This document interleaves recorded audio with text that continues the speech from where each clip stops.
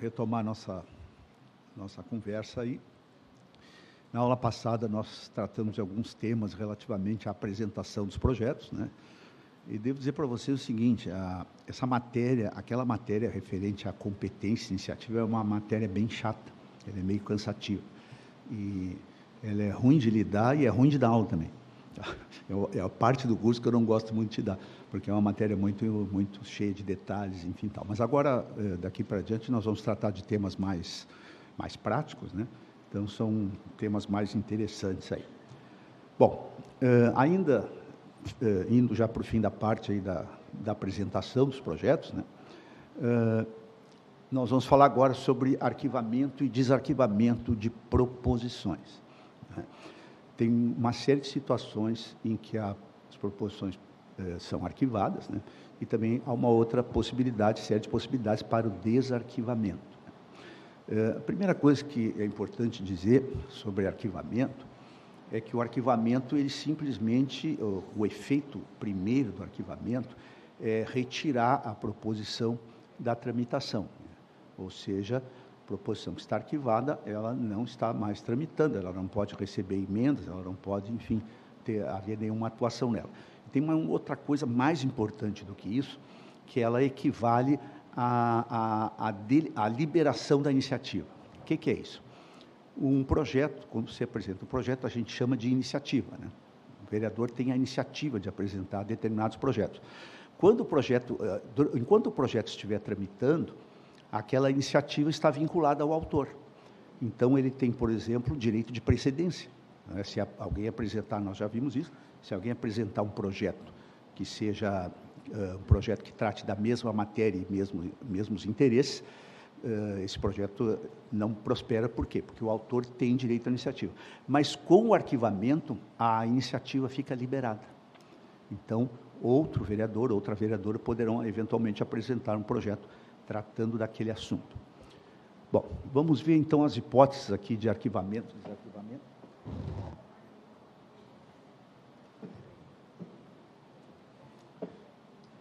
Vamos começar pelo arquivamento, né? O arquivamento mais básico de todos é quando termina a tramitação processual. Vamos imaginar um projeto, né, que ele tramita, é aprovado, é encaminhado para o prefeito sanciona, né, ou sancionando o projeto, o processo encerrou a sua tramitação, né? Ou seja, ele cumpriu os efeitos para os quais ele foi criado. Então, aí o projeto é arquivado, né? Então, se eventualmente o prefeito vetar, a Câmara aprecia o veto, e também, no final disso, né, no final da apreciação do veto, seja mantendo o veto ou derrubando o veto, também, com a promulgação do presidente, a gente vai ver a finalização do processo legislativo mais adiante, lá no finzinho lá. E aí, então, o projeto esgotou a sua função, né? Esgotou o motivo pelo qual ele foi criado. Então, essa é a mais clássica de todas. Temos também o arquivamento voluntário. O que é o arquivamento voluntário? É quando o autor ou a autora pede expressamente para o projeto ser arquivado, né? Ele equivale à desistência da iniciativa, né? Às vezes o vereador tem um projeto tramitando, enfim, por várias circunstâncias variadas, ele pode desistir de manter aquele projeto tramitando. Então, ele faz um requerimento de arquivamento. Também, nesse caso, como eu disse, o arquivamento libera a iniciativa para quem eventualmente deseje legislar sobre a matéria. Temos um outro tipo de arquivamento aqui interessante, que é o final da legislatura. O artigo 108 do Regimento estabelece lá que todos os projetos serão arquivados no final da legislatura. O que significa isso? Existe um princípio jurídico no direito parlamentar, que é o princípio da unidade da legislatura. O que significa isso? Significa que todos os atos, todas as coisas, questões pertinentes àquela legislatura têm que se resolver dentro dela. Então, no caso dos projetos de lei, aqueles projetos que chegarem no dia 31 de dezembro do último ano da legislatura e não estiverem votados, serão arquivados automaticamente. Esse arquivamento, ele também zera a iniciativa, né? Ou seja, quando começa a nova legislatura, poderá haver tanto a retomada do mesmo projeto com desarquivamento, E depois nós vamos ver uma outra situação bem curiosa e bem grave, que pode acontecer nessa história do arquivamento e desarquivamento. Eu estou com um caso, deixa eu ver, eu estou com um caso bem nervoso aí, de uma coisa que aconteceu, que eu vou contar quando eu chegar lá. Também nós temos o projeto é arquivado quando a CCJ dá um parecer unânime pela existência de óbice para a tramitação da matéria, né? Tá? Na verdade, o parecer da CCJ, obviamente, ele vai analisar os aspectos constitucionais, orgânicos e legais, e vai emitir uma opinião. Se a CCJ entender que o projeto ele ofende a Constituição, ofende a lei orgânica, enfim, ele dá um parecer, ela vai dar um parecer pela existência de óbice de natureza jurídica. Diante o procedimento atual é o seguinte: votado o parecer e aprovado o parecer pela existência de óbice, se abre um prazo de 10 dias para o autor ou autora fazer uma contestação. Essa contestação é juntada ao processo, recebe uma nova avaliação da CCJ, e se mantida a decisão relativamente ao primeiro parecer, ou seja, o parecer pela existência de óbice, pela unanimidade dos presentes na reunião, o projeto é arquivado. Então, parecer unânime da CCJ, mantido em recurso. Eu só vou fazer uma pequena digressão a um debate aqui dentro da Câmara sobre essa questão da necessidade de ser unânime esta votação ou não. Há parlamentares que defendem que ela seja por maioria, ou seja, a maioria dos votos já ocasionaria esse efeito do arquivamento, né? Mas isso é um debate que ele é eivado de questões de natureza política, ideológica, tá? Um debate que ele não é só um debate técnico, ele é um debate político, né? Então, mas por hora nós temos essa necessidade de que os pareceres sejam unânimes, né? Para fins do arquivamento. Também temos uma outra questão interessante aqui: o projeto que receber parecer contrário de todas as comissões pelas quais tramitou, ele é arquivado. Por quê? Porque isso já é um sinal de que ele não vai prosperar no plenário. Nós temos uma parcela considerável dos vereadores e vereadoras entenderam que o projeto não deve prosperar. Importante, a CCJ, ela dá parecer sobre a constitucionalidade, organicidade, legalidade, e as outras comissões dão parecer sobre o mérito, né? Então, vejam a situação, um parecer que tem óbice de natureza jurídica para tramitar. Deixa eu dizer uma outra coisa sobre o tópico anterior ali.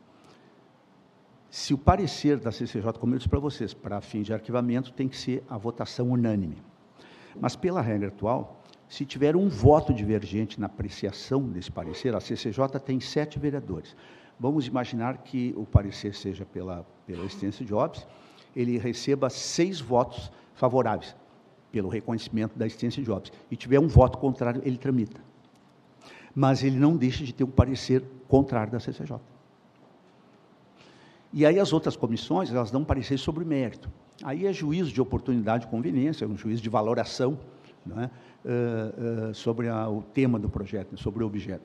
Então, se a CCJ e as comissões pelas quais tramitou entender que o projeto não deva tramitar, é um sinal já de que essa proposição vai ser rejeitada no plenário, e aí não tem porquê ela ser levada até lá. Então, é uma forma também de arquivamento aí. A outra hipótese de arquivamento, né, é a aplicação do precedente legislativo, né? Como a gente viu na outra aula, né, os precedentes legislativos são certas súmulas, como se fossem certas súmulas, segundo as quais, em ocorrendo a situação descrita no precedente, o projeto é arquivado. Ele também faculta um recurso, né? Enfim, mas a aplicação, de fato, impõe o arquivamento do projeto.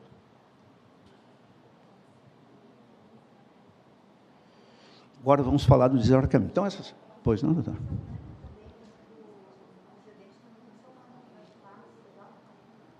Não. Ricardo, Não, né? Não é unânime. O que reconhece o parecer o que vai reconhecer o precedente não é unânime, né? Não, não é, não é. Não, é só o parecer ao projeto mesmo. Só o parecer.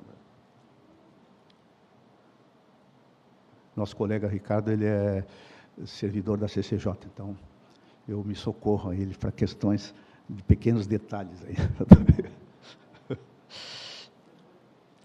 Bom, a primeira questão aqui é que os projetos podem ser desarquivados pelo autor, né? Vou acabar levando esse cara para o meu gabinete lá, eu acho. O desarquivamento mais clássico de todos é pelo próprio autor ou autora da proposição, né? Qual é a situação em que isso ocorre? Muito. No término da legislatura, naqueles casos em que os vereadores se reelegem, os autores.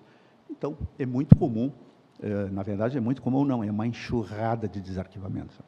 Nós pegamos, eu acho que mais de 300 esse ano. Mais de 300.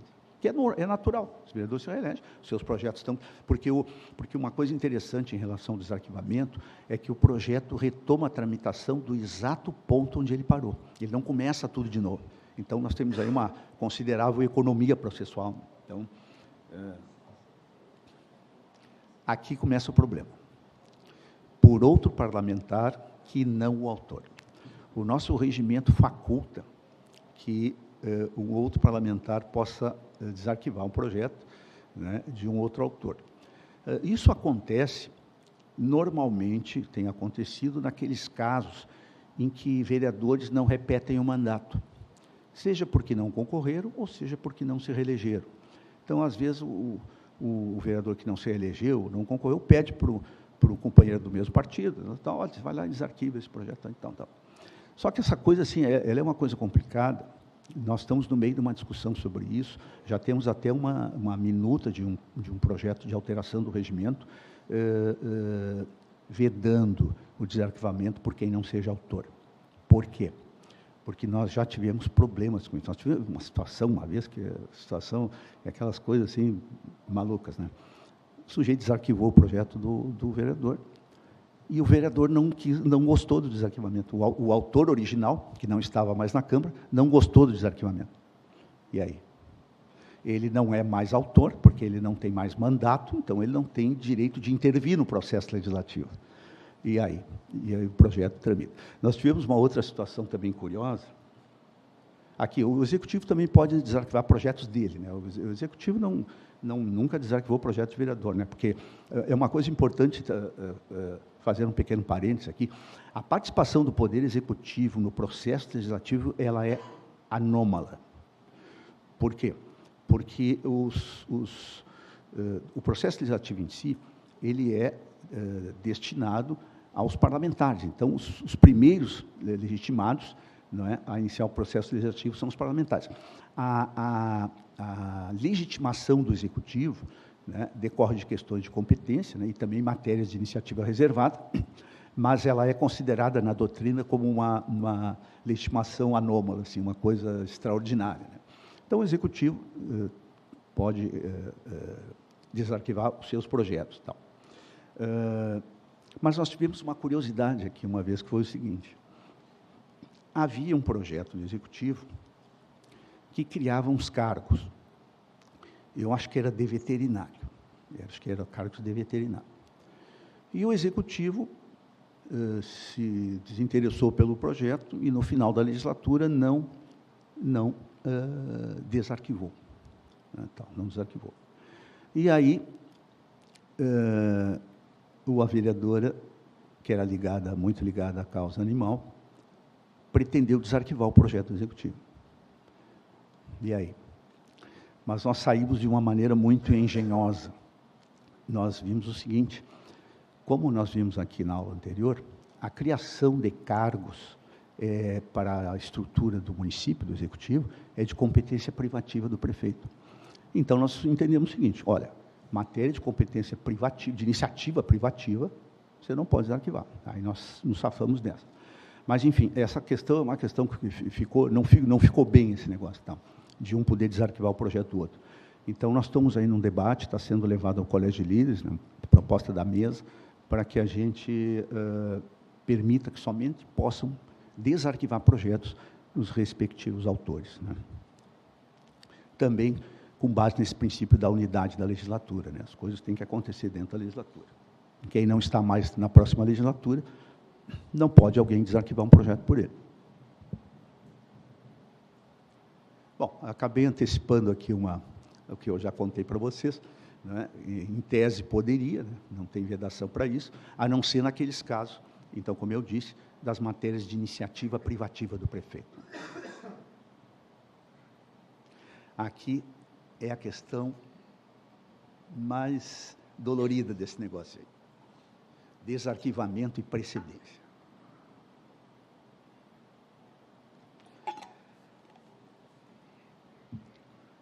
Como a gente falou lá nas prejudicialidades, quem protocola primeiro é o dono. Né? Quem protocolou primeiro o projeto tem reservada para si a iniciativa. Mas vejam só, imaginemos uma seguinte situação. Havia um determinado projeto tratando de um certo assunto, bem claro, assim, um assunto bem delimitado. Aí, final da legislatura, o projeto foi arquivado. No dia 1º de janeiro de 2025, às 17h01, um novo vereador protocola um projeto idêntico. Protocolou um projeto idêntico. O outro está arquivado. Até aí, está tudo certo. Não tem problema. O arquivamento geral configura, né, a perda do direito de iniciativa, mas acontece o seguinte, doutora. O autor pede o desarquivamento do projeto. E aí? Quem é que ganha? Quem é o vencedor dessa gincana? Né? Um protocolou o projeto no primeiro dia da legislatura, mas o outro já tinha o projeto na outra. Foi um vereador que se reelegeu. E então, o que vocês acham? Quem é que me dá uma ideia aí? Quem é que ganha? O que já tinha o projeto ou o outro que protocolou no primeiro dia da legislatura, ou melhor, antes do desarquivamento? Na verdade, quem ganha é quem protocola antes do desarquivamento. O vereador desarquivou, porque, veja bem, vamos retomar o raciocínio, né? O arquivamento, ele, digamos assim, ele acaba com o direito de iniciativa do autor do projeto que foi arquivado. Ou seja, na hora que vira, assim, à meia-noite, quando dá meia-noite do dia 31 para o dia 1º, desapareceu, né? Então, aí, o vereador que protocolar primeiro, realmente tem a iniciativa. Esse debate, nesse caso, não terminou, porque ele aconteceu mais uma coisa. Aqui as coisas são assim, não tem coisa fácil aqui não tem. O que aconteceu? O autor do projeto original não se conformou. Inclusive acusando a pessoa que protocolou no dia 1º de ter roubado o seu projeto. Na verdade, isso não foi propriamente o que aconteceu, porque ele tem uma velha... aliás, tem vários ditados para isso, né? Boi lerdo bebe água suja, o mais técnico é o direito não socorre quem dorme, né? Mas aí o que aconteceu? O projeto esse que foi protocolado no dia 1º, portanto, projeto que garantiu a iniciativa para a pessoa que protocolou no dia 1º, foi levado à reunião conjunta das comissões e foi aprovado na conjunta. Aí, o autor do primeiro projeto, ele resolveu o seguinte: não, eu vou entrar com substitutivo. E protocolo substitutivo alguns dias depois que houve a reunião conjunta, né? Só que tem um problema. O regimento diz que substitutivos só podem ser apresentados durante a pauta ou nas comissões. Mas ele não estava na hora do dia ainda, porque, veja bem, quando ele encerra a tramitação nas comissões de um parecer conjunto, ele faz isso, nós temos um prazo regimental de 48 horas para o anúncio. Então, o vereador sustenta, diz, não, mas ele não está mais nas comissões, mas não está lá. Eu digo, não, vereador, ele não pode estar em lugar nenhum, ele tem que estar num lugar ou estar no outro, né, tal. Bom, na verdade, esse debate ainda está sendo travado. Então, nós orientamos no sentido que é o seguinte: a comissão, quando ela dá o parecer, ela encerrou o ofício, então o projeto não está mais nas comissões. Quando é exarada a certidão do resultado do parecer conjunto, não é? Acabou o ofício das comissões. Então, ele não está nas comissões. Ele tecnicamente, ele está na ordem do dia. Muito embora nós tenhamos que fazer um anúncio com prazo mínimo de 48 horas, para que os vereadores e vereadoras possam ter uma ideia daquilo que vai entrar na ordem do dia, né? Então, mas, de fato, as comissões não têm mais ingerência no projeto.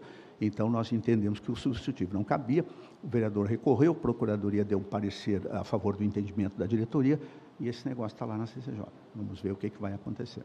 Então, vejam que as coisas aqui, elas são... Mas são interessantes, né? Porque são detalhes que a gente acaba sempre vendo, se deparando. Aí.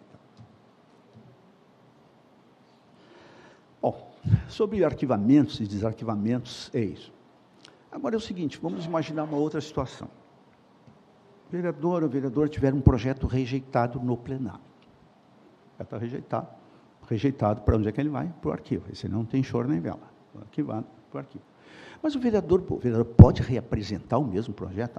Os caras rejeitaram dessa vez, mas eu vou botar de novo. Tá. Na verdade, tem regra para isso. O artigo 78 da Lei Orgânica,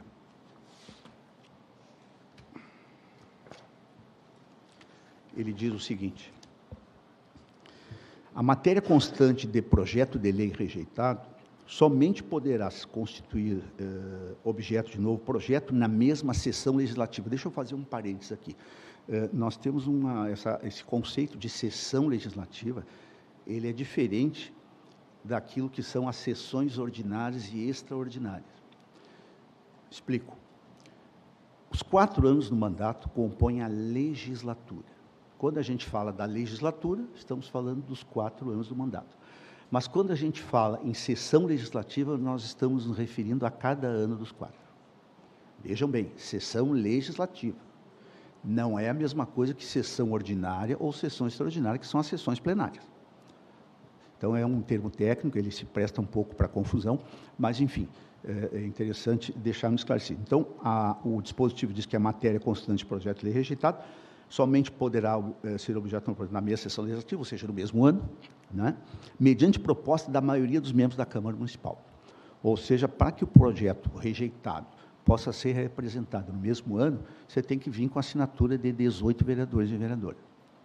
Porque, para demonstrar que houve uma mudança na compreensão do projeto, porque o plenário já rejeitou o projeto.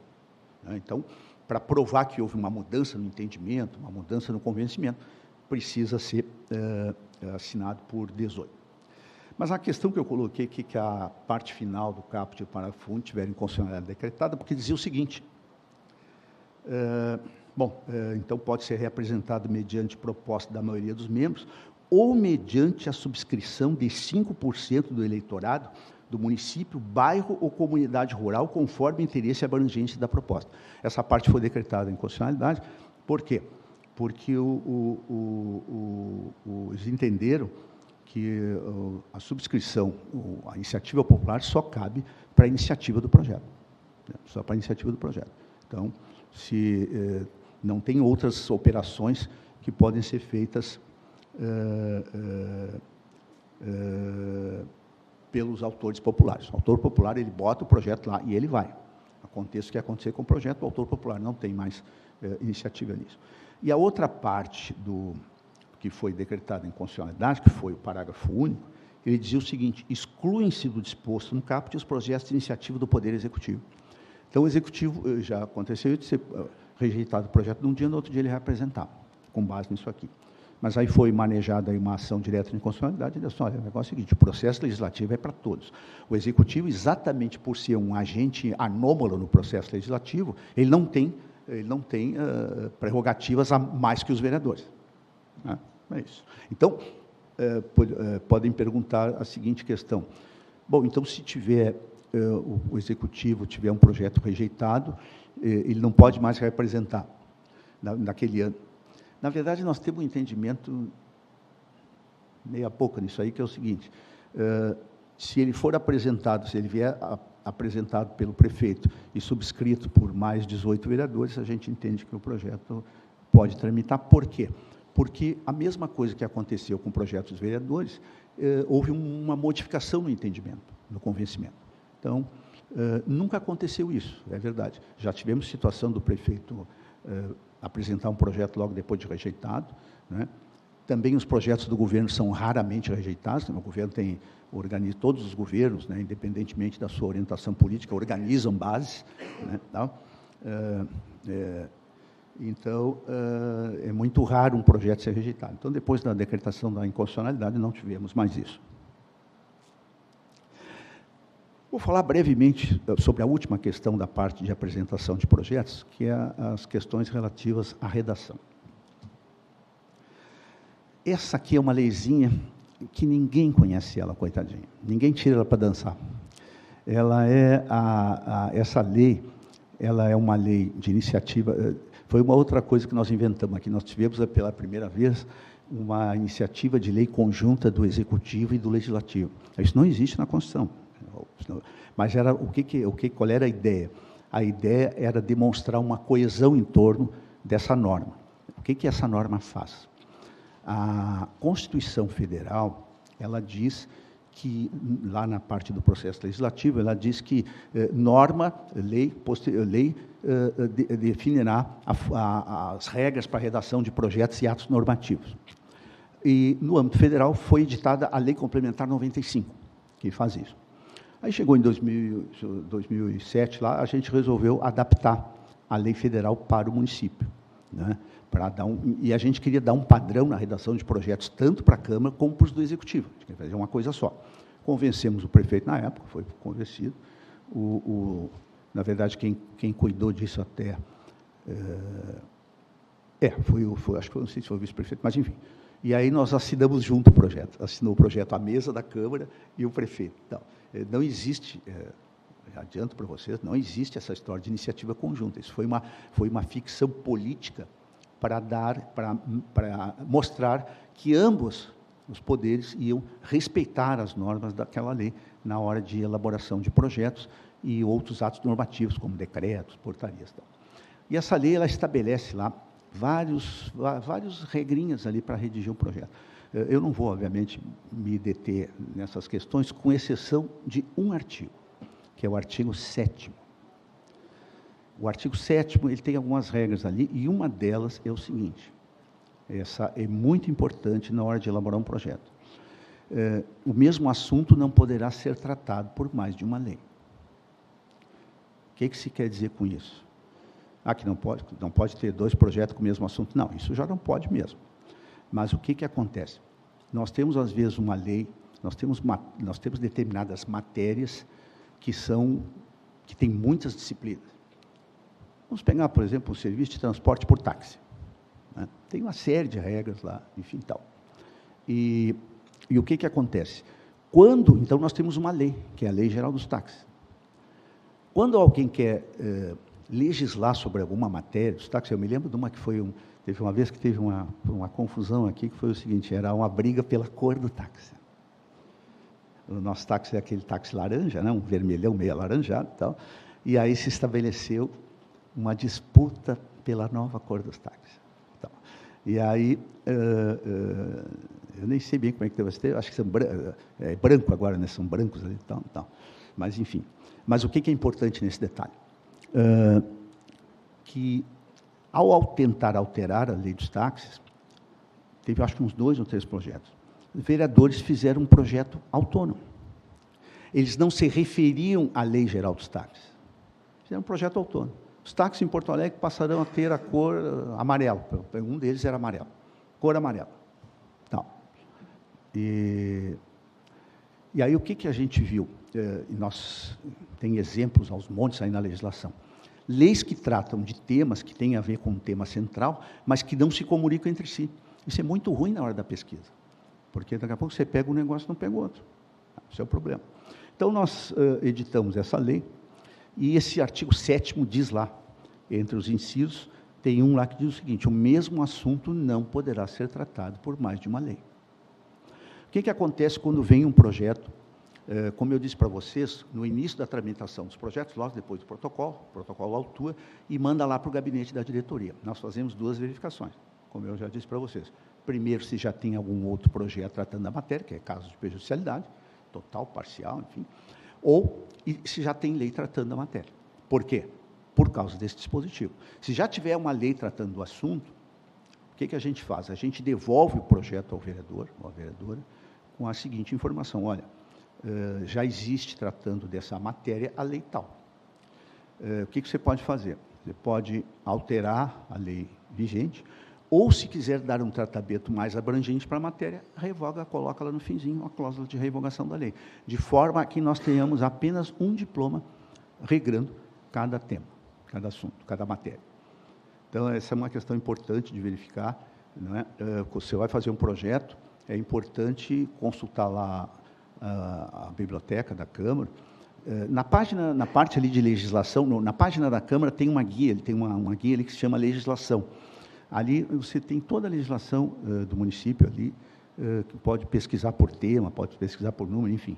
E se tiver alguma dúvida, entre em contato com a biblioteca da Câmara aqui, que eles auxiliam nisso. Isso evita o projeto ser devolvido. Mas tem uma outra questão, às vezes o vereador quer que a lei seja dele, não alterar a outra. Tá? Bom, mas aí não tem solução, né? Tem que alterar outra lei, são regras, enfim.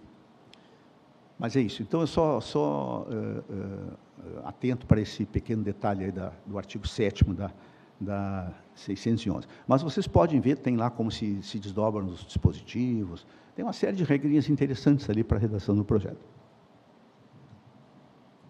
Bom, passamos então, terminamos a fase dessa parte introdutória, parte da apresentação do projeto, aí vamos para o passo seguinte, que é a tramitação do projeto nas comissões, né? Cumprida essa parte inicial, qual seja ela: protocolo, autuação,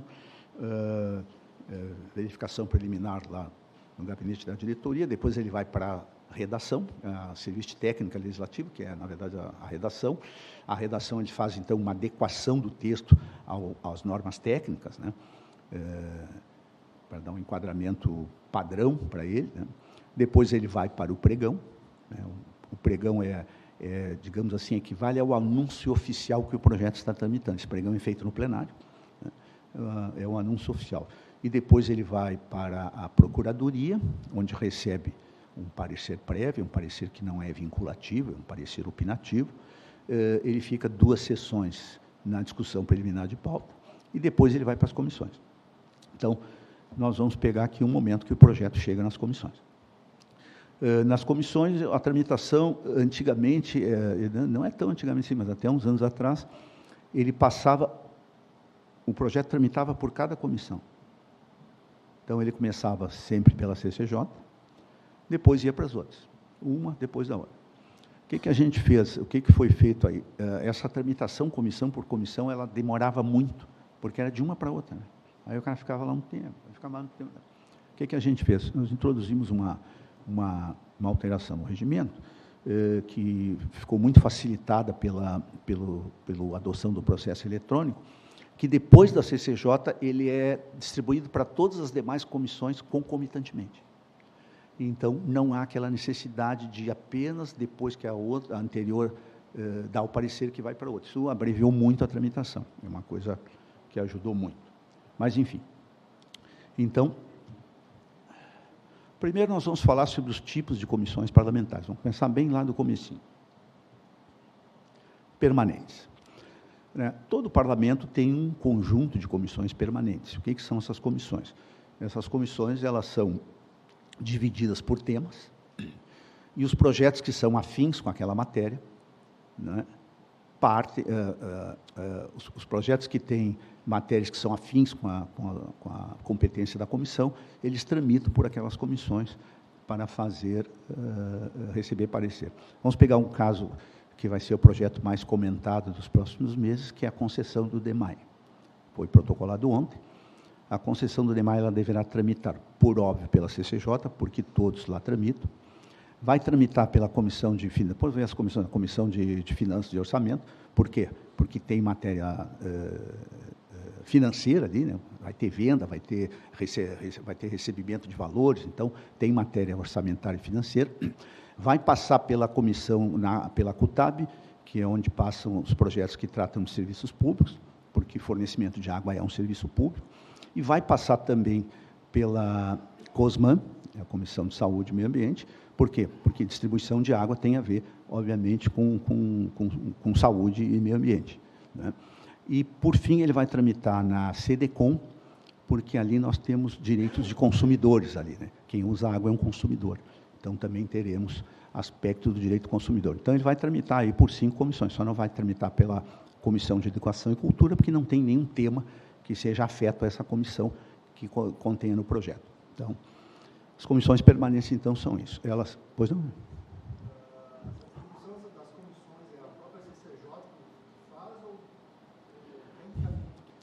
Boa pergunta, somos nós que encaminhamos. Nós é que fazemos, na sessão legislativa, que é uma área da diretoria lá que organiza as agendas dos projetos, enfim, tá, uma série de coisas, ela, quando cumpre a pauta, terminou as 2 sessões de discussão preliminar de pauta, vai para lá e aí, de acordo com a matéria, é feita a designação das comissões. Tá, é feita na sessão legislativa. Não pense que não acontece polêmica, né? Aí, às vezes a gente coloca lá o projeto, são colegas experientes, que têm bastante experiência nisso, e aí daqui a pouco o vereador chega, mas não botou na minha comissão. Assim, não, vereador, mas esse assunto não tem na sua comissão. Não, mas tem sim. Tá. Então, de vez em quando a gente passa por isso aí. Mas, enfim, são coisas da vida. É que, às vezes, tem umas coisas que são cinzentas, né? Não é tudo assim tão compartimentadinho assim. Tem algumas coisas que eles são cinzentas. Quando a gente vê que o negócio é meio cinzento, a gente então bota a comissão do vereador, que o vereador está pedindo que vai. É melhor pecar por excesso do que por falta, né? Tomar o mandado de segurança depois. Tomar o mandado de segurança porque não mandou para a comissão. Bom, as temporárias são comissões que, como o próprio nome já diz, né? As primeiras são integrantes da estrutura permanente da casa. As temporárias, elas se destinam, obviamente, a funcionar durante um certo período. E elas são as seguintes. A comissão especial. A comissão especial ela é constituída para estudar determinado tema. Então, temas que o vereador entender que é relevante, faz um requerimento para a constituição da comissão especial. Esse requerimento ele recebe um parecer da comissão afim com a matéria. E se a comissão der um parecer favorável, vai para a votação no plenário o requerimento para a constituição da comissão. Essa comissão ela é composta por 12 membros, as comissões temporárias são compostas por 12 membros, com exceção da comissão do plano diretor. Depois eu vou falar um pouquinho sobre isso, que é 14 membros. E, na verdade, assim, quando o regimento foi feito, era 1/3, né? Eram 36 vereadores, então 1/3 dá 12. E tem uma regra para colocar os membros dessas comissões, que é a regra da proporcionalidade estabelecida lá no artigo 58 do regimento. Então, é um cálculo que é feito de acordo com o número de vagas na comissão, com o número de vagas totais de cadeiras na Câmara e o número de vereadores de cada bancada. Tem uma fórmula matemática lá que dá a proporcionalidade. Aí aconteceu o seguinte, eu não sei se foi eu acho que foi na revisão de 2009 do plano diretor. Veio e tem um detalhe, nessa regra do cálculo das vagas das comissões temporárias, nem todos os partidos, a divisão nem sempre dá 1/2. Tem alguns partidos que dá mais de 1/2, 1, não sei o quê, 2, não sei o quê, 3, não sei o quê, e tem partidos que dá 0,66, 0,33. Então, esses entravam num rodízio, porque como tinha mais partidos do que vagas, por exemplo, nós tivemos a comissão, já em 12 vagas, nós já tivemos na eleição, na legislatura passada, nós começamos com 18 partidos. Na eleição, a legislatura começou em 2021, nós começamos com 18 partidos, acho que terminamos com 16. Nós tínhamos 8 bancadas com um vereador só. Foi a eleição mais pulverizada que nós tivemos aí na história da Câmara, foi a mais pulverizada. Então, realmente sobravam partidos. E a sobra, então, é feita com base nessa proporcionalidade, né? E aí, quem tinha as vagas, quem tinha menos de 1, entrava no rodízio pela ordem alfabética das siglas partidárias. Então, mas aí aconteceu o seguinte, veio a reforma do plano diretor, em 2009, eu não me lembro quantos partidos tinha na época, já faz tempo, E aí, no cálculo da proporcionalidade, ficavam 2 de fora. 2 partidos só ficaram de fora. E aí, obviamente, os integrantes dos partidos foram lá chorar, né? Tu vê, o plano diretor é uma coisa importante, é uma norma importante para a cidade, não ficar só 2 partidos de fora. Resolvemos da maneira assim, botamos mais 2 vagas na comissão para atender os outros 2 partidos, e aí ficaram 14 vagas. Por isso que é a única comissão que tem a quantidade de vagas diferentes, foi uma medida casuística para poder colocar todo mundo dentro da coisa. Mas, enfim, voltando à nossa comissão especial, então, ela é constituída para estudar determinado tema. No final, ela apresenta um relatório, né? Pode apresentar um projeto de lei, pode apresentar uma iniciativa, né? Se não me engano, nós tivemos uma comissão aqui especial, eu acho que é dos ferros velhos, coisa e tal, um troço assim, aí saiu lá um projeto de lei que foi apresentado, foi sugerido pela comissão. Então, a comissão especial tem essas prerrogativas aí. Depois nós temos a nossa famosa CPI.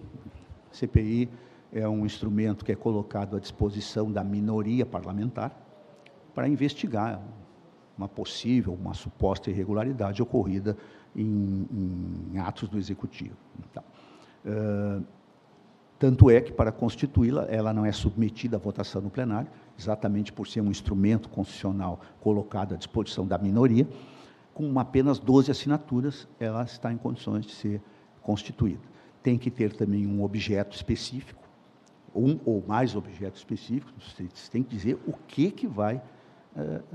você tem que dizer exatamente o que você vai investigar. Não pode criar uma comissão parlamentar para investigar irregularidades na prefeitura. Não, isso aí não tem, porque isso aí tem caráter de devassa e tem jurisprudência farta sobre isso e tal, que não cabe a constituição de comissão parlamentar de inquérito com um caráter de devassa. Você tem que dizer o que você vai investigar. Tá. Bom, também ela cega... Pois não?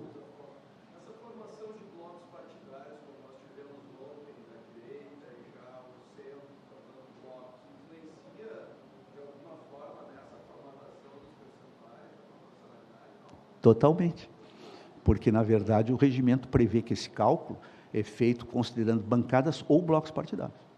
E já vou adiantar uma coisa para vocês, tem uma curiosidade aí, que apareceu uma coisa que a gente não está preparado para resolver, que é o seguinte, não, nós temos, oficialmente, nós temos 3 blocos, né?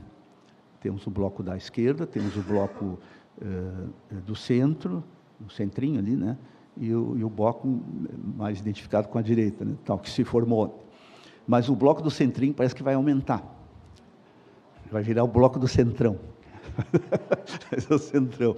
E esse bloco do centrão vai ter...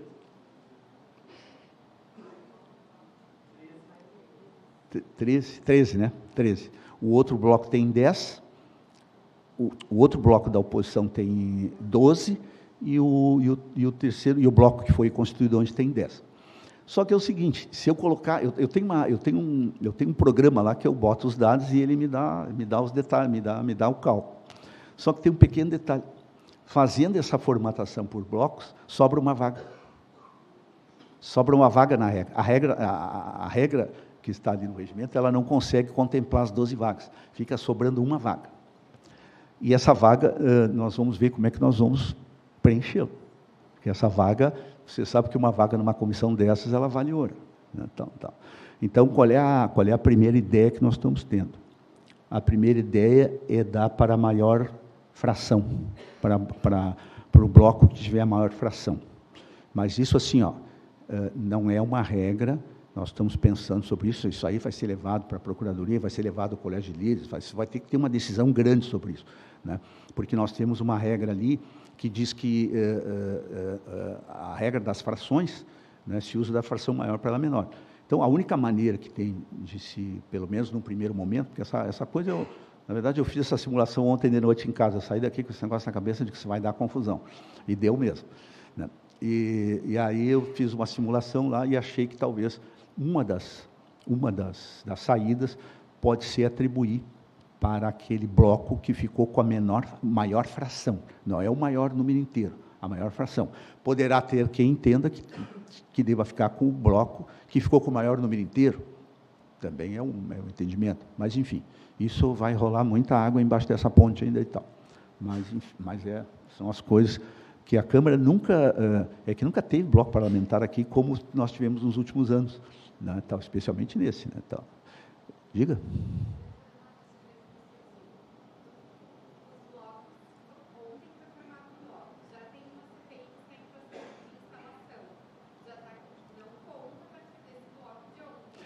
Isso é uma pergunta muito importante. Os blocos, como acabamos de ver, vão influenciar na quantidade de vagas de uma comissão. Numa definição bem simples, a cada 3 vereadores dá uma vaga. Bloco com 6 tem 2 vagas, bloco com 9 tem 3 vagas, bloco com 12 tem 4 vagas, bloco com 13 tem 5 vagas. Né? E aí é o seguinte, nós tivemos uma constituição de CPI. Como é que funciona na prática, né? Nós recebemos o requerimento, contendo as 12 assinaturas e os fatos determinados. Esse processo é mandado para a Procuradoria, que ela faz uma avaliação, não é? Se estão preenchidos os requisitos.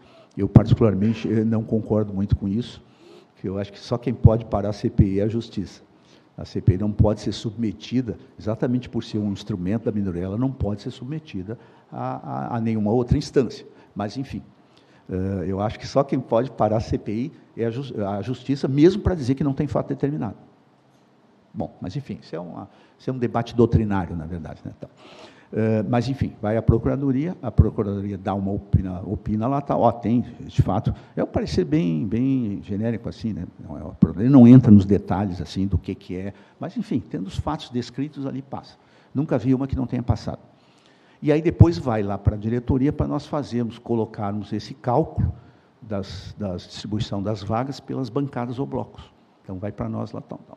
E aí eu tenho um despacho que eu elaboro lá, e aí eu encaminho para os líderes de bancadas, não é, para indicar os integrantes.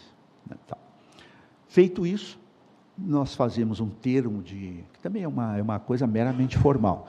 Né? Esse documento ele não contém juízo quanto a vou fazer ou não vou fazer. É um termo de homologação que é assinado pelo presidente, só para ter a lista ali direitinho. E aí nós encaminhamos para a sessão de comissões, onde tem 5 dias para fazer a instalação. E aí vamos dizer o seguinte, depois que o processo ele está feita o cálculo da quantidade de vagas, né, tal, e é encaminhado para os líderes, nós entendemos que a partir daí não cabe mais alteração, ou melhor, a eventual alteração dos blocos não influencia mais naquele processo. Nesse, casualmente, do DEMAI, aí, da CPI do DEMAI, muito menos ainda, porque a CPI está constituída. Então, isso aí não tem choro nem vela. Mas por quê? Por que se adota essa regra? Para evitar que a todo momento sejam formados e desformados blocos, casuisticamente, tentando influenciar no negócio. Né? Então, a ideia é o seguinte, depois que é feito o despacho, com o cálculo, vai uma tabela com o cálculo ali, vai para os líderes indicarem os membros, não tem mais conversa. Tá? Então, esses blocos que estão sendo formados, eles não incidirão em nenhuma das CPIs que estão abertas. Tem 2 aí, tá, uma já está até mais adiantada, mas nessa que não se instalou ainda. Vai ter interferência, e é para isso que esses blocos foram criados, já adianto, na Comissão Especial do Plano Diretor. Esses blocos foram feitos visando a Comissão do Plano Diretor.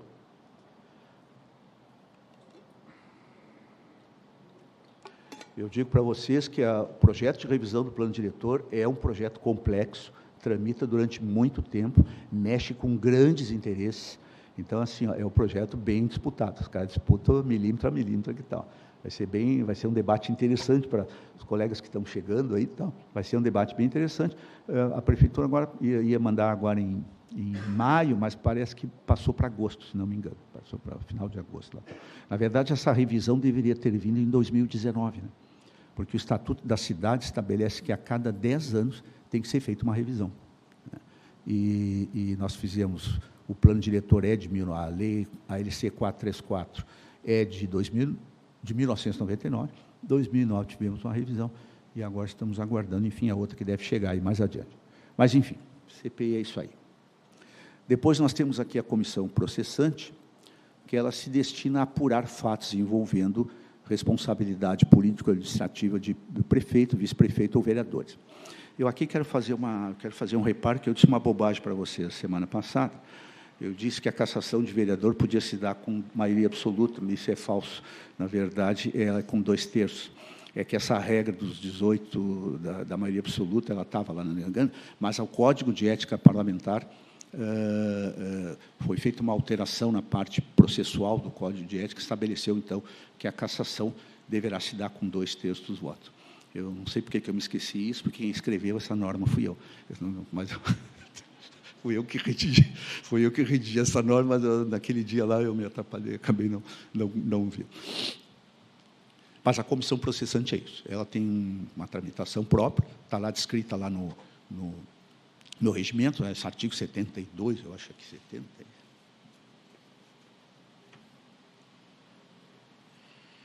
É 72, sim, coisa assim. E então serve para fazer a apuração desses fatos aí.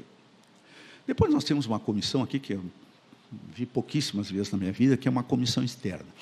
Essa comissão externa ela seria designada pela presidência para acompanhar um fato externo. Então, né?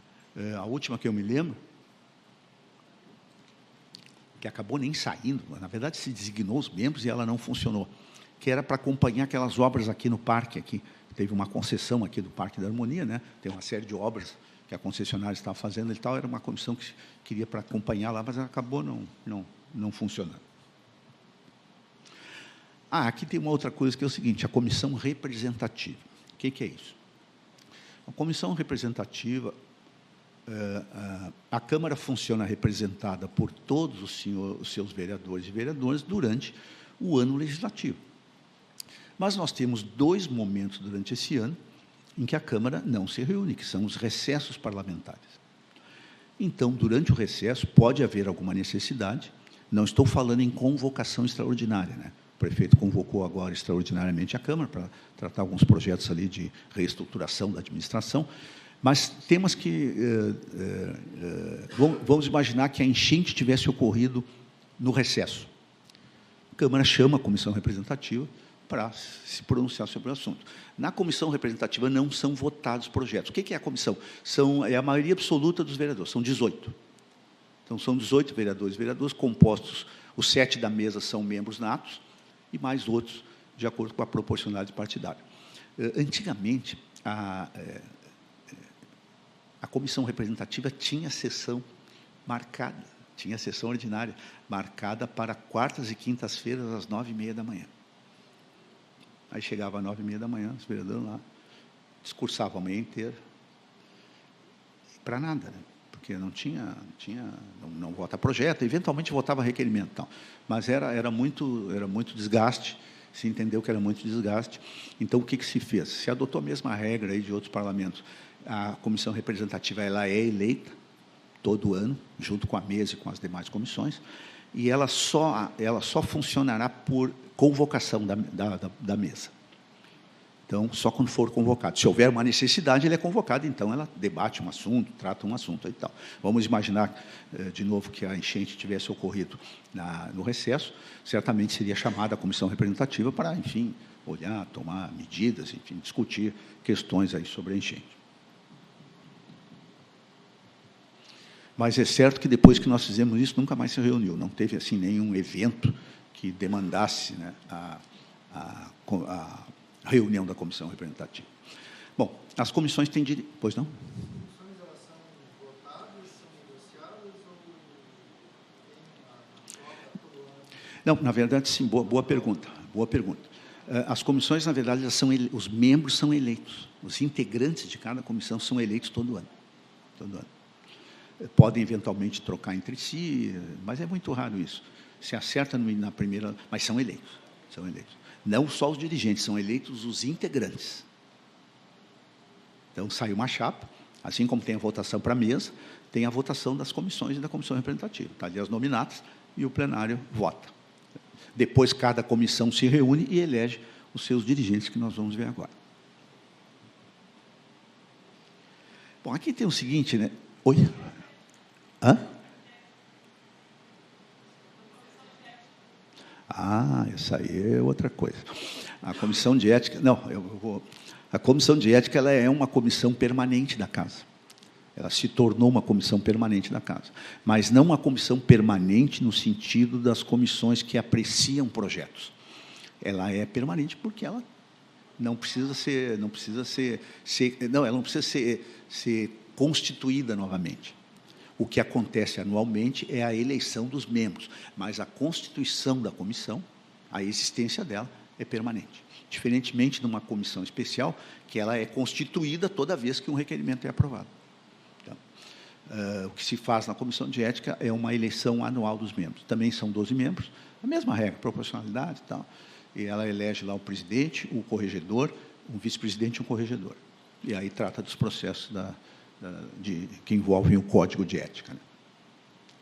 Bom, aqui tem uma questão que é o seguinte: no caso das comissões permanentes, essa regra é uma regra que é uma regra geral, que seria proporcional ao número de integrantes de cada bancada, mas acontece o seguinte: nós temos 6 comissões e a bancada das maiores tem 5.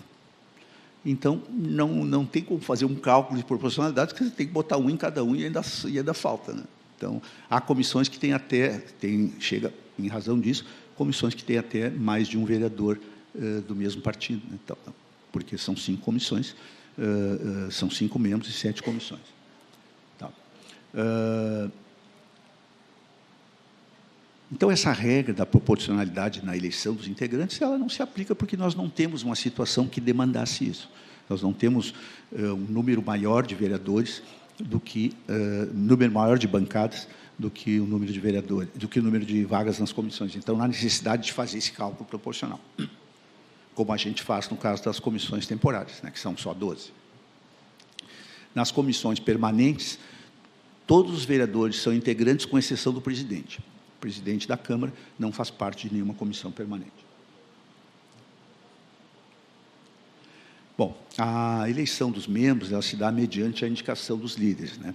Aqui é uma regra também, é mais uma regra de elegância, propriamente, do que...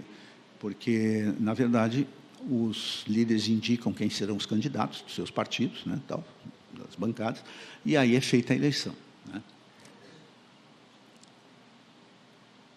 Também a ideia de eleição de presidente, observada a representação proporcional dos partidos ou blocos, como a gente não... Na verdade, nisso aí, sim, nisso aí tem um peso. Que veja bem, nós estamos falando em proporcionalidade na eleição dos dirigentes. Não estamos falando em proporcionalidade na composição da comissão. E aqui nós tivemos um caso interessante. Isso valeu também para a eleição da mesa. Aconteceu o seguinte... em razão, obviamente, dos acertos políticos, se entendeu de deixar a oposição fora da mesa, partidos de esquerda fora da mesa, e fora da presidência das comissões. Aí, as bancadas, anos atrás, as bancadas de oposição entraram com mandato de segurança, porque teriam vagas... Pelo tamanho das bancadas, teria no mínimo uma vaga na mesa e a presidência de uma comissão, com base nesse critério aqui da proporcionalidade dos dirigentes. E ganharam. O juiz entendeu que, nesse caso, se aplica a proporcionalidade numérica. Tem um grande debate, eu não vou entrar nos detalhes, tem um debate judicial com jurisprudência sobre isso, tal, mas acabou se entendendo que tem direito. Então, esse ano, por exemplo, nem houve necessidade de manejar a ação judicial, porque já tem a jurisprudência, então, como aumentou o número de vagas das bancadas de oposição, então ficou com 2 vagas na mesa e 2 comissões. Mandatos de 1 ano, tanto os membros, né, na composição da comissão, quanto os dirigentes, os mandatos são de 1 ano. Aqui tem uma coisa interessante.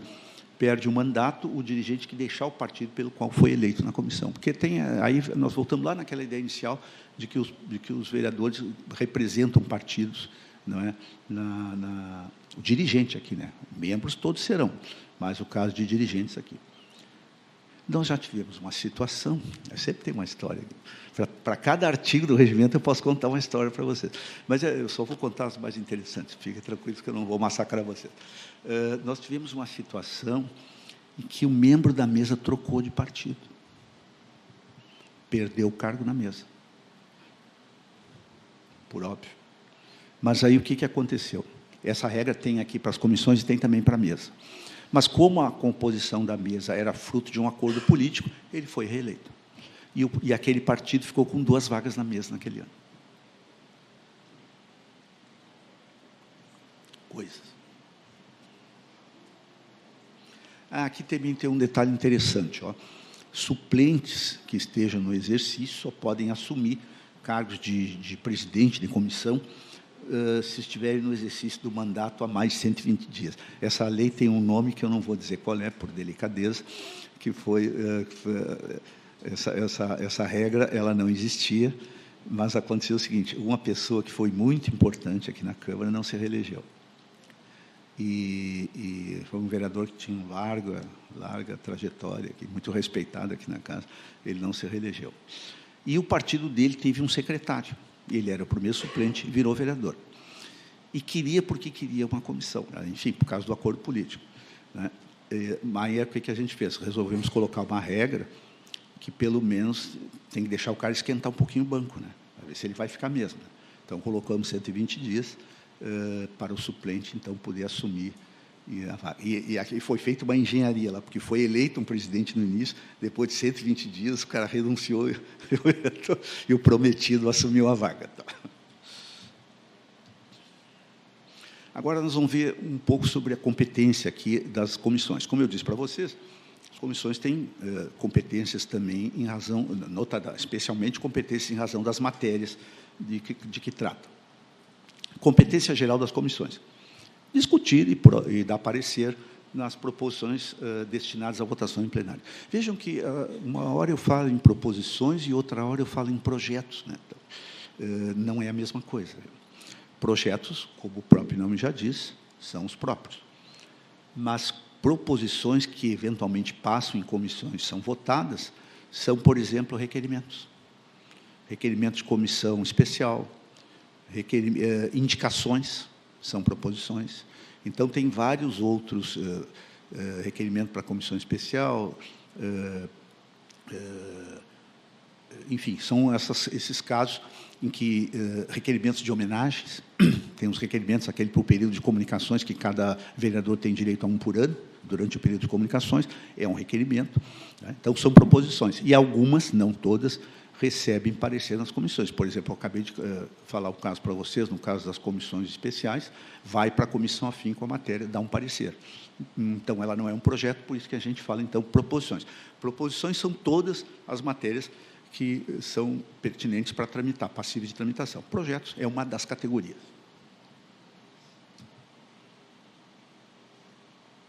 Aqui tem um outro detalhe interessante, foi uma outra coisa que nós criamos aí depois.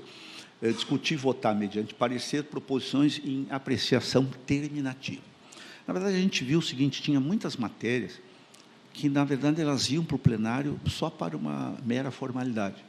Por exemplo, prêmios, né? Com exceção do título de cidadão, porque os outros prêmios, a Comenda Porto do Sol, o troféu, os diplomas, são prêmios da Câmara. O título de cidadão é do município, tanto é que ele só pode ser dado por lei. Então, esse não pode ter votação terminativa nas comissões. Mas nós colocamos todos esses prêmios aí. Significa o seguinte, se ele receber parecer favorável das comissões, é dado como aprovado. Não precisa ir ao plenário. Também acontece para os nomes de rua, que é outra coisa que ninguém discutia, nome de rua no plenário. Vai votar contra o nome de rua, então. Embora já tenha acontecido. Aqui tudo já aconteceu, viu? Mas, enfim, tudo que vocês imaginaram já aconteceu aqui. Mas, enfim, não é uma... Ele pode ser rejeitado na comissão também, entendeu? Então, não tem esse problema. Então, a gente também fez isso aí, porque limpou um pouco a ordem do dia. Outro detalhe muito interessante das comissões é realizar reuniões com entidades da sociedade civil. Às vezes, o caso mais típico, você tem lá uma comunidade que tem uma demanda lá, sei lá, tem um valão lá, horroroso lá, que água e tal. E às vezes, na demanda disso com a administração, se forma lá uma barreira de comunicação, né? O pessoal não se entende. Acabam não se entendendo, a prefeitura propõe uma coisa, os caras querem outra, coisa e tal, tal. Então, as comissões, elas podem trazer essas comunidades e também autoridades, nem sempre só da prefeitura, as autoridades estaduais e tal, para tentar fazer uma mediação, não é? Em determinados temas. Também as entidades podem trazer um tema novo e a comissão também tomar a iniciativa de fazer o encaminhamento, de aproximar as autoridades com as comunidades, enfim, para procurar agilizar uma solução para os problemas, né? Ela pode também fazer convocação de secretários, dirigentes da administração indireta e servidores, né? O regimento prevê a convocação de autoridades municipais, né? E a primeira pergunta que vem é a seguinte: pode ser convocado o prefeito? Eu posso convocar secretário, dirigente de autarquia, e o prefeito da Câmara pode convocar para vir se explicar aqui? Né? Quer que me dá uma ideia aí? Tu não vale. Tu já sabe. Não pode. O prefeito, ele é chefe de poder. Então, ele não pode ser submetido, a não ser naqueles casos expressamente estabelecidos em lei, como, por exemplo, para responder por infrações político-administrativas, através da comissão processante, mas ele não pode ser chamado aqui para se explicar sobre uma política pública, por exemplo, que ele criou. Então, pode convocar as comissões, então, podem trazer secretários e outros dirigentes, né, diretor de autarquia, de fundação, sociedade de economia mista, enfim. Bom, aqui já falei, acabei de... Diga. Pode ou não pode convocar coletivamente? Não. É um convite. Boa pergunta. Não pode ser... as comissões não têm o poder de convocar coercitivamente ninguém. São convites que se fazem, né? São convites que se faz, convida. Normalmente, nós não temos grande problema com isso, porque, como há interesse de ambas as partes, autoridades municipais jamais se negam a vir na Câmara, né? Então, e as pessoas vêm voluntariamente, né? Porque esses procedimentos, doutor Keffer, esses procedimentos, eles são voluntários, na verdade. Então, não há essa necessidade. E também, por óbvio, exercer a fiscalização dos atos do Executivo, né? Isso é também uma competência bem importante das comissões, né? Determinado uma eventual denúncia sobre alguma irregularidade, a comissão pode encaminhar para o Executivo um pedido de esclarecimentos, enfim, ou até chamar para alguma reunião, também é função das comissões. Também pode estudar assuntos da sua competência, promover seminários, enfim, também é uma competência geral aí das comissões. Elas têm competências específicas. Eu falei das competências que são gerais. As específicas, eu não vou entrar nos detalhes aqui de cada uma delas, mas assim, a Comissão de Constituição e Justiça é matéria legal, né? Constitucional legal, então ela dá a parecer sobre isso. A Comissão de Economia, Finanças e Orçamento do Mercosul são esses temas de natureza econômica, natureza orçamentária, enfim. O Mercosul, nunca vi tratar nada do Mercosul aqui, sobre esse assunto do Mercosul aqui. Enfim, o Mercosul está meio falecendo ainda, está meio devagar, respirando por aparelhos. Então, Mercosul. Depois, a CUTAB, Urbanismo, Transportes e Habitação, notadamente questões envolvendo serviços públicos municipais, não é? E também matérias que envolvem plano diretor, transportes e também questões de habitação. Comissão de Cultura, Esporte e Juventude, como o próprio nome já diz, todos esses temas relacionados aí com esporte, com atividades culturais também, e temas de interesse aí da juventude. Eu também não sei bem o que é isso, mas, enfim. Nunca vi assim um tema específico sobre isso, mas certamente pode ter, né? Tem. Depois, a CDCOM. Não é? A CDCOM, primeiro, ela foi constituída como Comissão de Defesa do Consumidor e Direitos Humanos, e depois foi acrescentada a segurança urbana. Por quê? Porque é o seguinte, historicamente, e até com base na Constituição, isso ainda é hoje, né, a responsabilidade pela segurança pública é da União e dos Estados, notadamente dos Estados. Mas o tema aqui dentro eu consegui ver bem assim ao longo dos anos, esse tema da segurança local, ele cresceu muito, Esse debate aumentou bastante e fez com que os municípios começassem a agir sobre o tema, né? Com a constituição aí de guardas municipais, de polícias municipais, enfim, tal. Então, nós acrescentamos nessa comissão também os temas de segurança. A COSBAN, por óbvio, trata desses temas aí que envolvem todos os serviços de saúde, saneamento, né? E temas ambientais também, do ambiente natural. Aí, agora, nós temos... Pois não?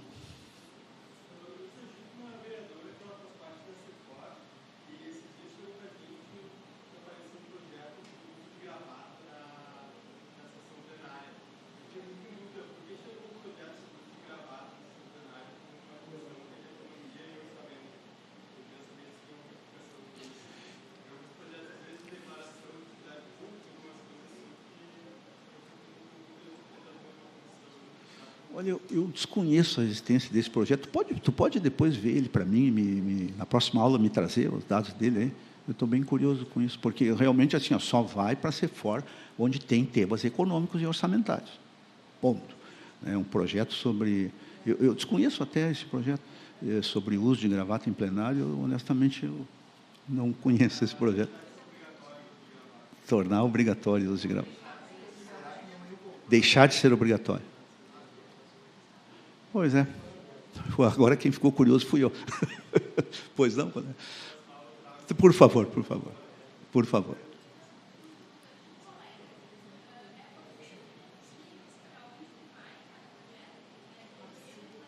Sim, sim, sim, sim. Na sessão legislativa lá é feito... Né, de vez em quando a gente dá alguns fora lá também, não pensa que essa coisa ela não é bem matemática. Se vocês verem aqui, se vocês atentarem no regimento para a competência específica das comissões, vocês vão ver que tem coisa que está em mais de uma. Então, não é uma coisa assim, não, é esses temas para essa, só esse. Não, tem coisa que vai estar em 2 lugares. Vai estar misturado. Pois não?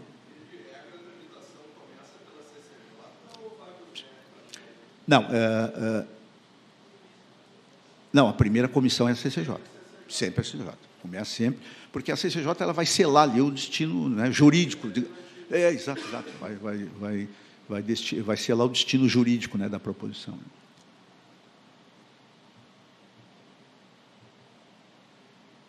Bom, então, vimos ali as competências gerais, agora vamos ver a competência específica do presidente da comissão. Por óbvio, convocar e presidir, essa é óbvia. As reuniões da comissão. Aqui tem a segunda, essa questão aqui ela é mais importante. Não é? Os projetos vão chegando nas comissões, né, um atrás do outro. Né, então, e quem faz a distribuição entre os membros é o presidente. A regra para essa distribuição, a regra geral, é o rodízio.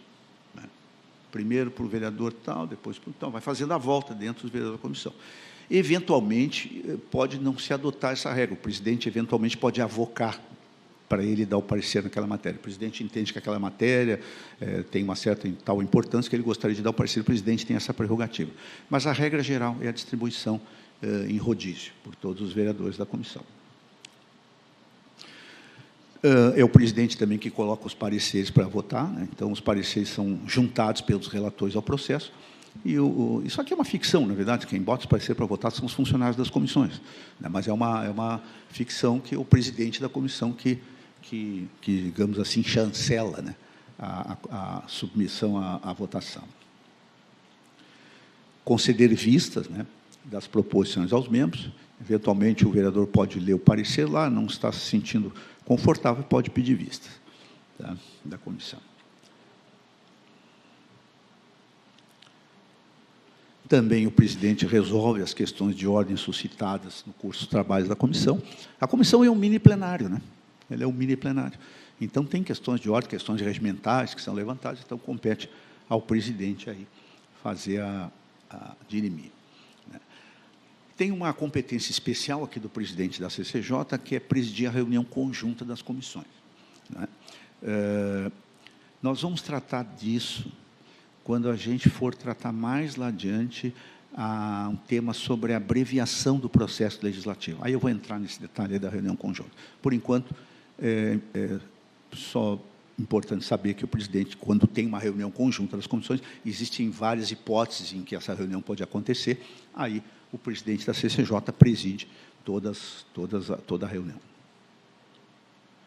Também o presidente ele pode atuar como relator, né, como já falei, inclusive, que ele pode avocar, e votar pareceres também. O presidente vota nos pareceres. Então. Aqui tem uma coisa que é legal, que é o seguinte. O vereador pode votar o parecer do projeto dele mesmo, porque tem uma regra aqui que diz o seguinte, que fica impedido de votar o vereador que tiver interesse na matéria. Se o projeto é do vereador, ele tem interesse, não é isso? Então, ele não poderia votar. A regra é essa. Fica impedido de votar o vereador que tem interesse na matéria.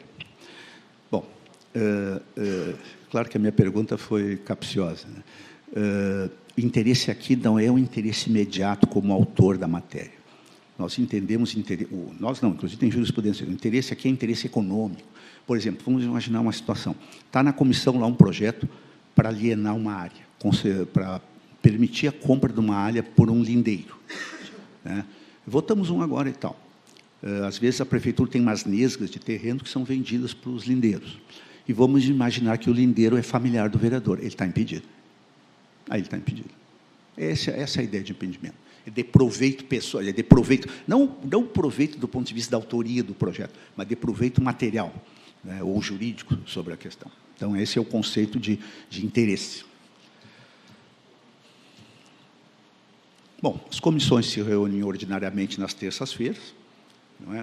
Temos 6 comissões e 3 salas ali, e às vezes tem a decisão sobre o turno da reunião dos presidentes, das próprias comissões. Aí, quando já teve caso aí que 4 comissões queriam se reunir de manhã, só tinha 3 salas. Aí uma reunião é feita aqui. Então, os vereadores que decidem no início do ano, as comissões decidem os turnos fixos em que vão se reunir. As reuniões extraordinárias, né, as ordinárias, nas terças. As reuniões extraordinárias elas podem ser convocadas de ofício pelo presidente ou por 1/3 dos membros, com a indicação precisa da matéria que vai ser apreciada. Né? Você vai chamar uma reunião que não está na agenda, uma reunião nova, uma extraordinária, você tem que dizer o que vai ser feita nela com antecedência. Né? Aqui também é uma regra aqui que as proposições, o presidente tem um prazo lá para distribuir em 5 dias, para evitar que fique a proposição parada lá sem distribuição. E aqui tem um detalhe, se transcorrer o prazo e o presidente da comissão não fizer a distribuição, o vereador ou vereadora autor da proposição pode pedir ao presidente da Câmara que faça a distribuição. O regimento ele é um sistema. Então, ele tem várias regras que visam evitar que uma coisa chegue numa parede e pare. Né? Assim, se o presidente da comissão não distribui e não tem nenhuma regra para isso, e aí o que se faz? Não se faz nada. Então, o regimento ele prevê uma série de situações, não é, para fazer com que as coisas se realizem, né, para evitar os becos sem saída. Tem alguns que ficaram aí, mas realmente as principais questões estão solucionadas aí. Os pareceres têm que ser disponibilizados para os vereadores com, no mínimo, 24 horas de antecedência. Né? Você não vai chegar não vai chegar na hora lá para votar o parecer sem saber o que é, né? Sem ter lido o parecer, enfim, tem essa possibilidade aí. Aqui é o seguinte, tendo um consenso dentro da comissão, porque todo esse funcionamento é durante a reunião da comissão. Né? A comissão está reunida lá. Mas, tendo consenso, a votação dos pareceres das RFs pode ser feita mediante coleta de assinaturas fora da reunião. Isso virou regra, especialmente depois que nós adotamos o processo eletrônico. Né? Não tem porquê. Porque antes se pegava o processo e ia de porta em porta lá para votar. O processo físico, né? Quando precisava ter uma urgência, né? Uma coisa, agora se faz ali pelo processo eletrônico também. Para que a comissão se reúna validamente, é necessário que tenha o quórum da maioria absoluta dos presentes. Né? No caso da CCJ, que são 7 membros, 4. As comissões que têm 5 membros, 3 para se reunir, né? E o quórum para a deliberação, maioria dos presentes, né, observado o critério anterior.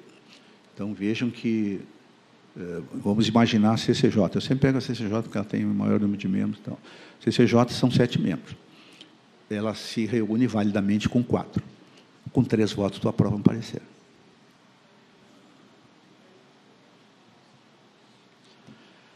O vereador que não integra a comissão pode comparecer à reunião, discutir os projetos, coisa e tal. Obviamente, não pode votar, porque ele não é membro da comissão. Mas, quando o vereador identifica um tema que é do seu interesse, ele pode ir lá na comissão, falar até, se pronunciar, enfim.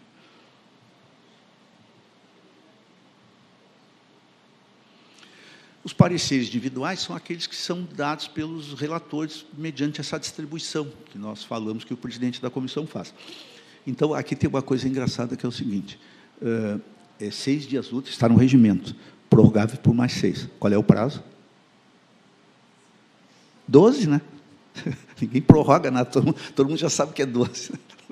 Não precisa prorrogar.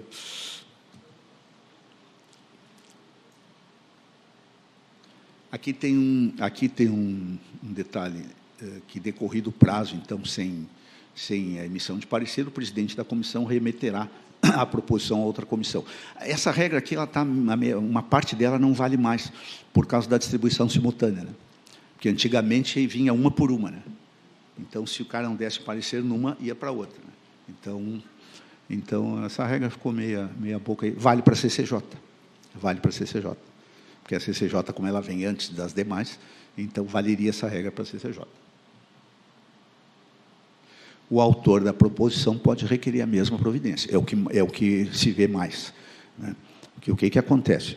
O sujeito vai lá, o parecerista olha, pega o projeto lá, isso aqui não gostei desse negócio e tal, não vou dar parecer, fica cozinhando o projeto. Senta em cima, como se diz, e fica.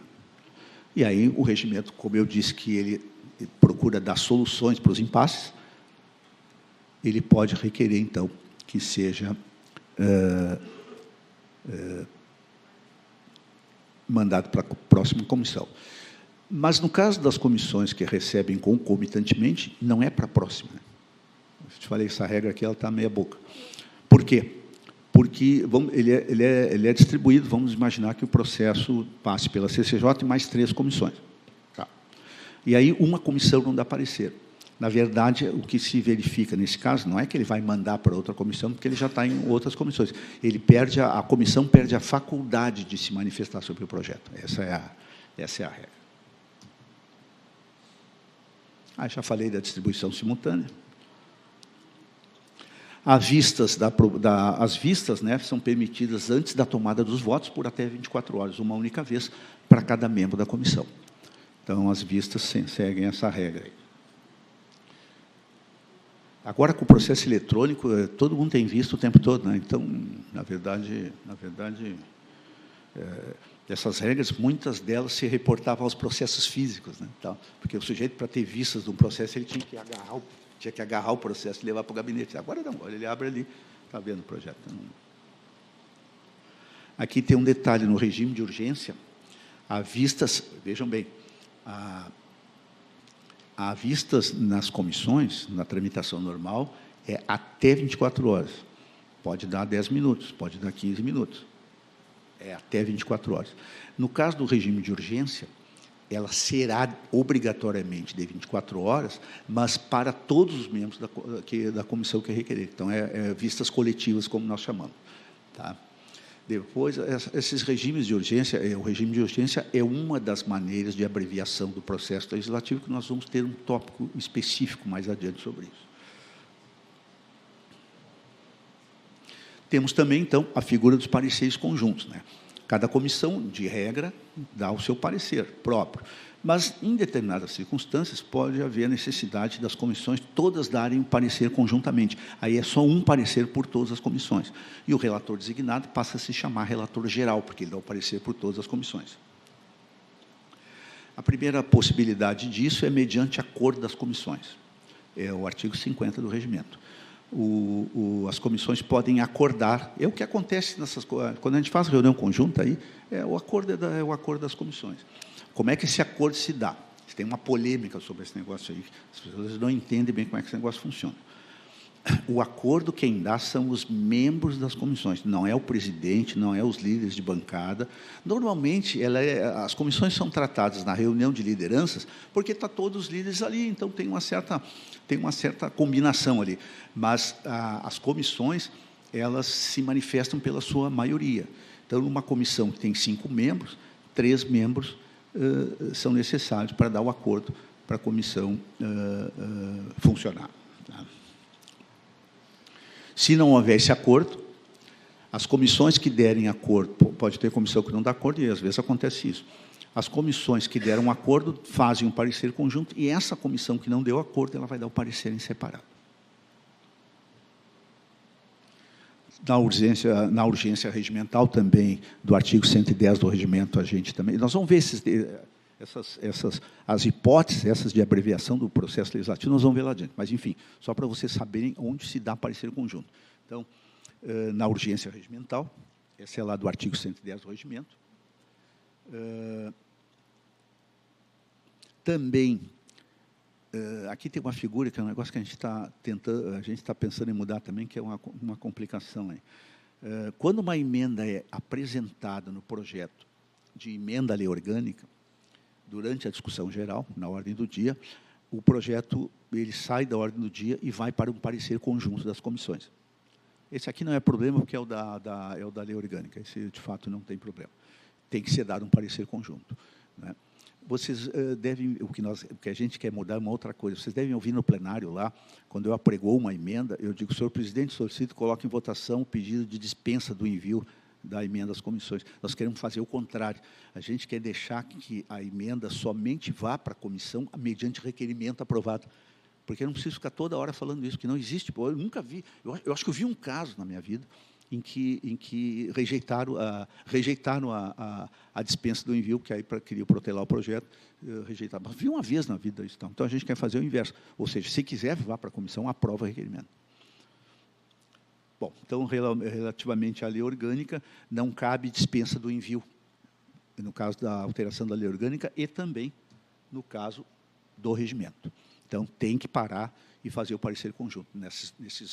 Na alteração dessas duas normas aí, lei orgânica e regimento, não cabe dispensa do envio.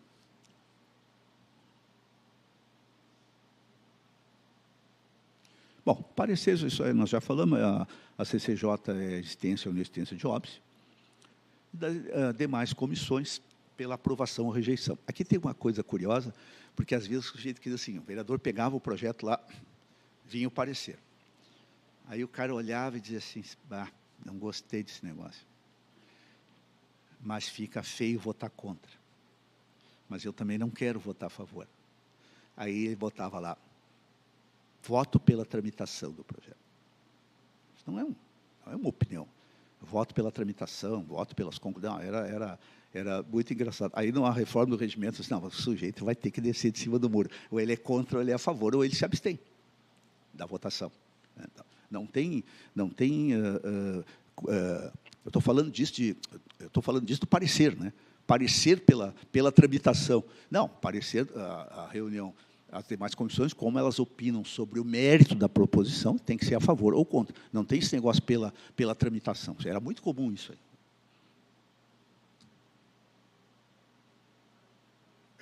Aqui já falei para vocês o caso da CCJ, lá do parecer não unânime, já falei isso mais lá. Aí tem 10 dias para contestação. Tá? No caso do parecer não unânime, quando tem um voto divergente, se abre o prazo de 10 dias para o autor contestar, mas se o autor não apresentar contestação, ele segue igual. Por quê? Porque tem um voto divergente. Nesse caso, contestando ou não, o projeto vai adiante.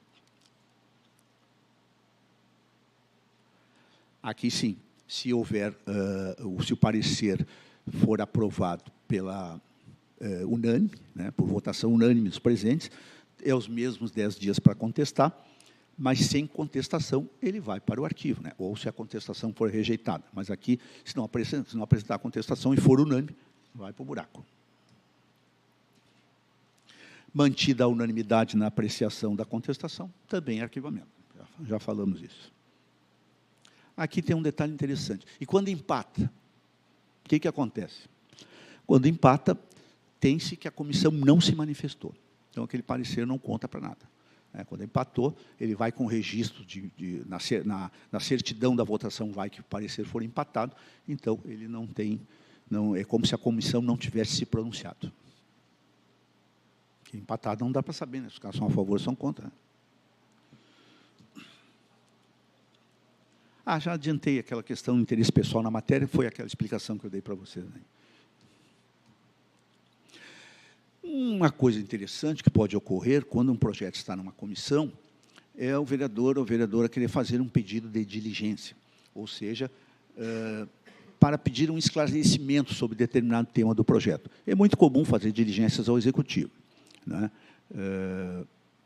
O vereador faz o requerimento, ele é deferido pelo presidente da comissão. Né? Durante a parecer conjunto, a diligência é requerida ao presidente da CCJ. O vereador faz a diligência é um requerimento com as perguntas ali que ele quer que sejam esclarecidas, né? E para quem que ele quer que seja dirigida. Aqui tem um beco sem saída, que é o seguinte.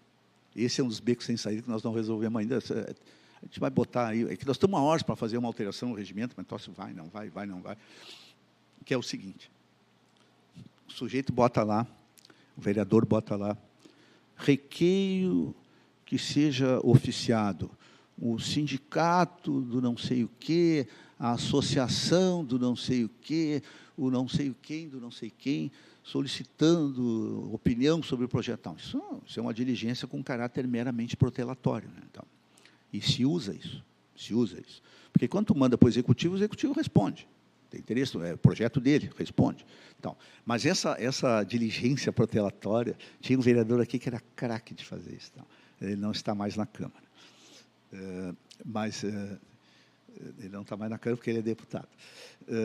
Mas aí e aí é o seguinte, não tem prazo para a resposta. Esse é que é o problema. Não tem prazo para a resposta. E aí, se o cara não responder nunca mais, o projeto não anda nunca mais. Esse é um beco sem saída. Mas aí o que aconteceu? A CCJ fez um provimento, fez uma manifestação que o prazo é 30 dias. Ou seja, se o sujeito não responder, se a entidade para a qual foi feita a diligência não retornar em 30 dias, o projeto tramita, nós vamos colocar isso expressamente no regimento. Porque ficava ad eterno. E realmente aí é um problema, porque, como eu disse para vocês, o regimento é um sistema, ele tem que oferecer saídas para as coisas. Ele não pode chegar e dizer, agora não dá mais. Não tem isso. Né? Então, nós vamos mexer isso. Também o deferimento da diligência suspende os prazos, né, para a distribuição e também para a emissão de parecer, aquela questão de, faz uma diligência, a diligência não volta, e aí o vereador diz, vou mandar pedir para a próxima comissão, porque já passou um monte de tempo. Não, o prazo fica suspenso. Tá? Os prazos não conta o prazo. Não cabe diligência, por óbvio, num projeto em regime de urgência regimental. Por que eu falo em urgência regimental? Porque nós vamos ver depois a urgência constitucional, lá no finzinho. Que já adiantei para vocês, não é? É considerada aprovada a proposição que receber, ficou um eu ali, que receber parecer favorável de todas as comissões pelas quais tramitar. Que eu falei para vocês o caso ali dos nomes de rua, dos prêmios. Aqui tem um detalhe. Se não receber o parecer favorável de todas, ela vai para a ordem do dia para ser votada no plenário. Vamos pegar o caso dos títulos, os prêmios. O título não é o caso. O título não tem votação terminativa. Eu estou falando dos prêmios. Eles vão para duas comissões, CCJ e SESI. CCJ dá a favor e a SESI dá contra. Nesse caso, ele vai para a ordem do dia para votar no plenário. Ou seja, não houve uma definição das comissões. Tá?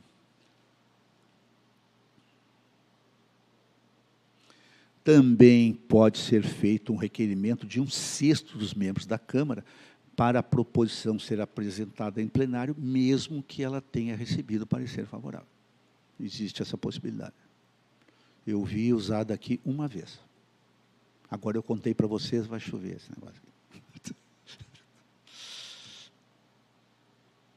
É uma coisa importante, esse requerimento ele não tem caráter de recurso.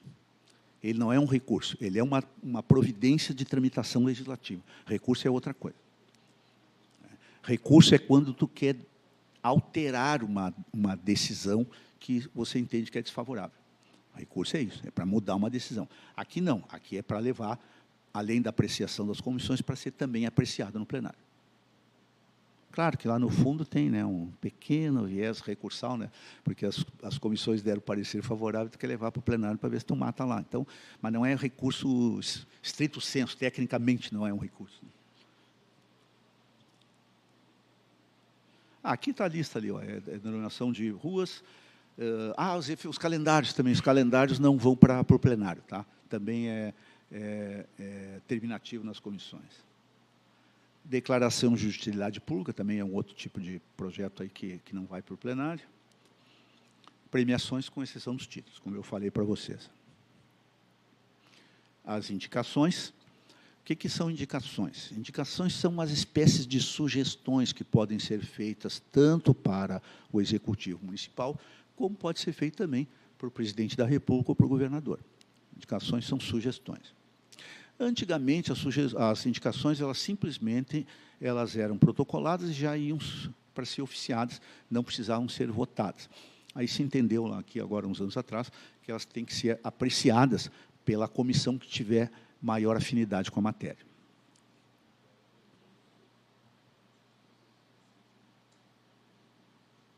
Aqui já adiantei para vocês lá, no parecer contratos por todas as comissões, CCJ, né, óbice jurídico, e rejeição das demais comissões. Aqui eu não falei disso aqui lá, vou falar agora aqui. O parecer conjunto, né, se todas as comissões, o parecer conjunto é um só, né? Se o parecer conjunto for se o parecer conjunto foi pela existência de óbice e rejeição, e todas as comissões aprovarem esse parecer, o projeto vai para o arquivo também. Por quê? Porque ele cumpriu a regra geral, recebeu o parecer de todas as comissões pelas quais tramitou. Então, vai para o arquivo também. Buenas. Estão cansados já? Vamos parar, né? Vamos parar por hoje? Porque isso aqui é uma matéria mais chatinha, então, não. Eu vou dizer para vocês o seguinte, ó, eu sou fominha, eu fico dando aula aqui até às 9 da noite. Mas assim, ó, eu penso também que essa matéria é chata e nós temos várias aulas aí para resolver. Então, hoje vamos ficar por aqui. Obrigado a vocês.